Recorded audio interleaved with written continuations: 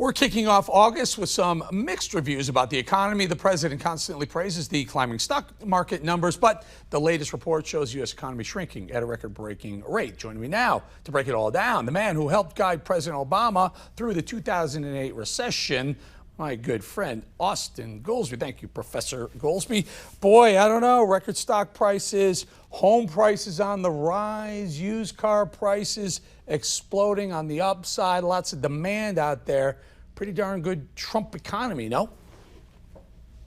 Well, I mean, the stock market's not the economy. The housing market, I like the looks of that. We had an excellent month on the job market for 1 month following the worst month ever. I'm hoping we get another good month. But, you know, Eric, you were a baseball guy. We let up 21 runs in the first inning, and now we've had one good inning in the second inning, but we got a long way. We're way behind. I mean, the economy is down like it's never been down, and so we got a long way to come out of this. Austan, you forgot about the first 4 years, though. You forgot 4.5 years. You forgot some of the most impressive gains in not just the stock market, in wages, in home prices, in consumer confidence, in manufacturing. These were 4 solid years under President Trump that were doing very well.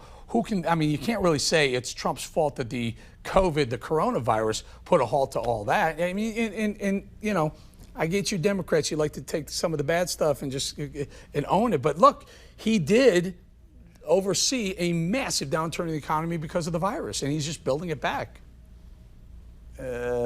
Well, look, I would say two parts. One part I agree with, and I'm not like when you see some Democrats and they refuse to give President Trump any credit.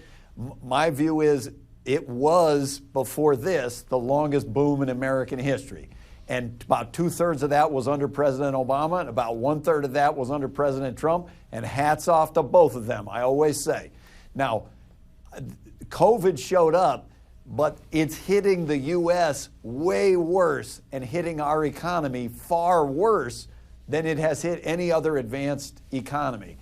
And so that's why I think you cannot fault the president for there being a pandemic, but I think you can fault the response, which was downplay the severity of the issue and try to play up it will go away. We only have a handful of cases. It's locked down. Don't worry about it. It will disappear. I think that will prove to be a terrible mistake. See, Professor Goolsbee, I gave you that opportunity. I told you about used car prices going up. I appreciate that. You never gave me that much time before, Eric. Well, you could have said President Trump's clearly the best used car salesman president we've ever had before, but you didn't take it. I'll hand it to you.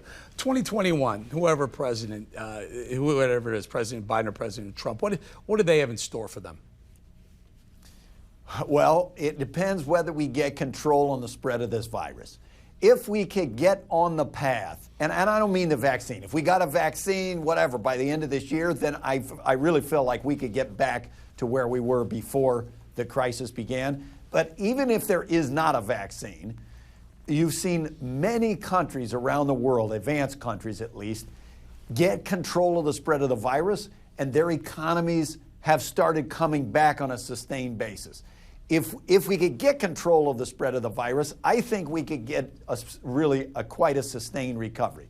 If not, then whoever's there in January of 2021, whether it's Biden or Trump or who knows what, they're going to have to confront a really nasty situation because it will mean that millions of businesses will have shut down. A lot of the premise of our rescue and relief policy so far has been this is going to be a temporary thing. Yeah. And we're just going to hold our breath until the wave passes over. But if we're at the bottom of the pool, holding your breath is only a strategy that works for so long, and we're going to have to do something different. Personally, Austan, I'm blown away. I'm shocked at the stock market. It feels like it's whistling past the graveyard. I see too many businesses closing, too much unemployment happening.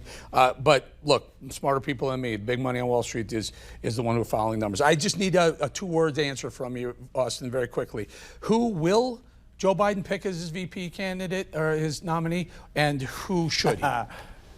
Yeah, these are the secrets. Now, I know a lot of the rumored candidates personally, and I'm big fans of all of them.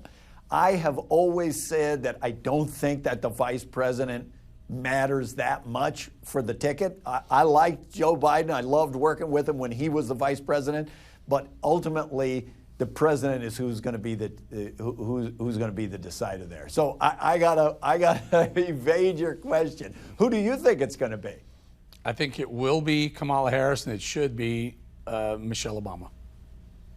There we go. Michelle Obama. Interesting. Austan Goolsbee, thank you so much.